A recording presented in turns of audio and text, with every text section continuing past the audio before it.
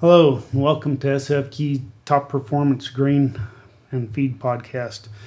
We're doing something a little different today. Mark was unable to be with us, so this is going to be strictly a feed podcast. With me today, as usual, is Kent Watson, handles the sales in our southern area, and we also have Logan with Kent Feeds. He's our rep. He's going to talk to us a little bit today. Got a lot of cows out on corn stalks. They've been out there for a while. What should producers be looking for now? Yep. So you hit the nail on the head. A lot of the cows are on corn stalks now. Depending on the producer, calves have either been weaned for several months or as soon as the last week or so. So that changes things in terms of how we supplement cows and things like that. One thing that we've, based on our research from our nutritionist, Dr. Brandon Cook, and then also some research that we've done through some other universities, we found that typically on a typical corn stalk field, we'll get about 16 pounds of dry matter per bushel of corn that field yielded. So that kind of gives us an idea about how much roughage is going to be available on these corn stalk fields. And we use the rule of thumb to take half, leave half. So just because there's that amount of dry matter on that field doesn't mean we need to completely strip that field of any residue and crop matter and that sort of thing. So with that being said, typically around here, 150 to 200 bushel corn, we could graze cows, one cow for about 45 days. So 45 days on a corn stalk field. And there's a lot of variables in that, weather, condition of the cows. Maybe we had down a year where we had some down corn. That's also going to throw in some variables as to how long we can graze, and then what nutrition is available on those corn stalk fields. So with that said as well, before we turn these cows out, if we've got some pieces of ground that we haven't turned cows on yet, let's make sure we get out and check those cornfields about what actual nutrition is out there. Like I said earlier, if we've got a weather year where we had some down corn, we might have a lot more grain in those fields than what we think. And in years past, I know we've seen some acidosis and some of these cows just because we've had those incidents where there's more grain than what we think. So let's just make sure we get out there. I know it's time consuming, but I think it's definitely beneficial to go out there, check, see what we've got to deal with, and then we could turn those cows out without any issues. So yeah, knowing ahead of time before we just let the doors open for those pastures or for those corn stalk fields is definitely a plus. So I guess in addition to that, each situation is different, but after a certain amount of time, like we said, if we're going to graze, one particular field, depending on the number of cows we're running, depending on the size of the field, there's going to be a time where we need to start supplementing those cows. They've got the grain picked through, they've got all the digestible forage picked through with the leaves, the husk, that sort of thing, and we need to start supplementing those cows a little bit harder. Typically, we can use a tub. I know a lick tub, Energy Last tub, is a very common supplement. You put the tubs out, a lot of these tubs have urea in them. Cows will get the utilization of the urea. Then also it's going to help with the protein, and then also there's going to be a vitamin trace mineral kick in there as well. With that said, we also don't want to forget about mineral to our cows on corn stalks. This time of year for any spring calving herd, we're getting into that mid to last trimester, and that's the time we don't want to forget about the mineral. That calf is going to grow about 75% of its fetal growth in that last trimester. So now is not the time to pull back the supplement. We need to make sure that those cows are on an increasing plan of nutrition, so that way they come into calving in a good body condition.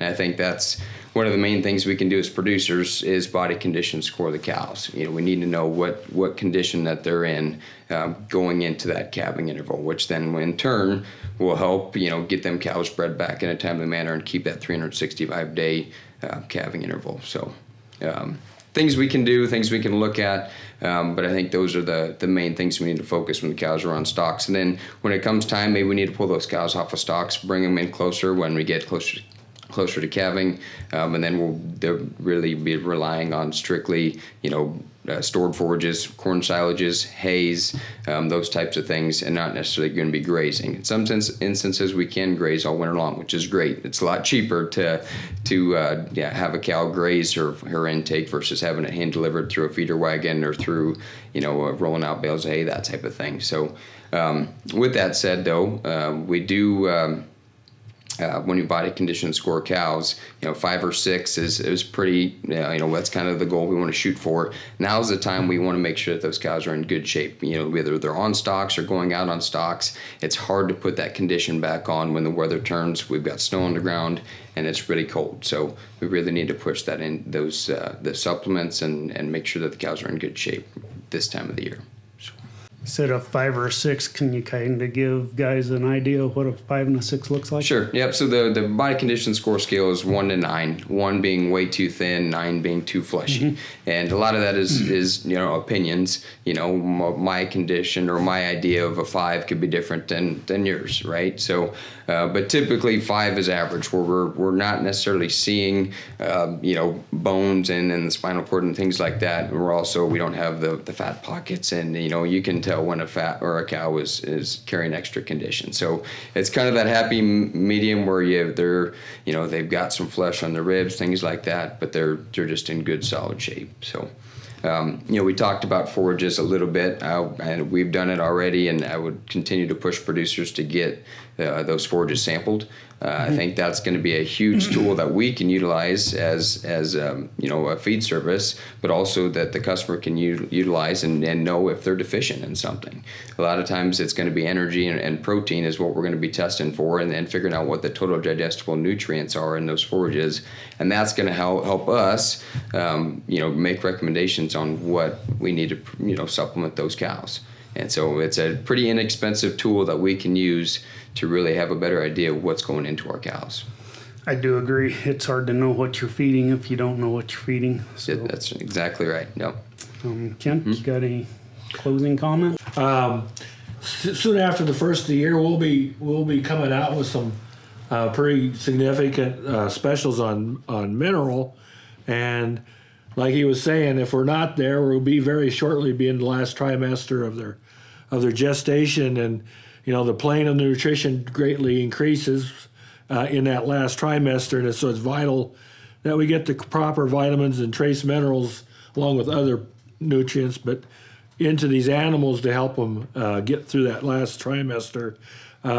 Just one thing that I want to sort of bring up, maybe consider, there's a product called biomass or beta moss. Yep. And that's something that's been around for a large number of years. It basically is a cell wall extract. It's a prebiotic, and what you do is you feed that about 60 days prior to calving, and it does a great job of increasing the performance of the animal, and it contributes to the gastrointestinal integrity and stability of the gut. And we all know that if the gut is healthy, your immune system of the animal is healthy. Yep. And when you do that, what's nice about this is it passes on to the calf, so it increases the colostrum quality as well. And basically, you can almost guarantee that you're going to prevent scours in that calf too. So, like I said, it's something you want to be putting into that cow about 60 days prior to calving. So, when your calving start date is, so you want to be making sure that maybe it's something you have in your mineral going forward. So and if I could, I'll piggyback off that as well. Another, couple tools that we can use targeting that last trimester pre-calving. I know Kent, we've partnered with Zenpro and using Avela4, and having that complex trace mineral package, in that mineral package pre-calving. A lot of data and then research that we've seen shows that we're going to have an increase in colostrum or IgG content in that colostrum quality, and then also leading into a heavier weaning weight at weaning time, just because that calf got a better start, better nutrition going through that mother. And so that's been a big tool that we've really seen to be successful. Yep. And then the last one would be Rumensin. I know some guys are feeding Rumensin pre-calving from a coccidiosis prevention standpoint. A lot of times in the springtime we're calving in sometimes unfavorable conditions with either be mud or, some dry yards that, here we are March, April, snow's melting, and we're kind of getting that in between seasons, and things can be not quite as dry and pleasant like we'd like. So having that, coccidiosis prevention is definitely an underutilized tool, I think, in the cow herd. So. All right. Well, I believe that's going to about wrap up this week's podcast. Sure to check in next week for an exciting agronomy podcast. And thank you all for joining us. Thank you.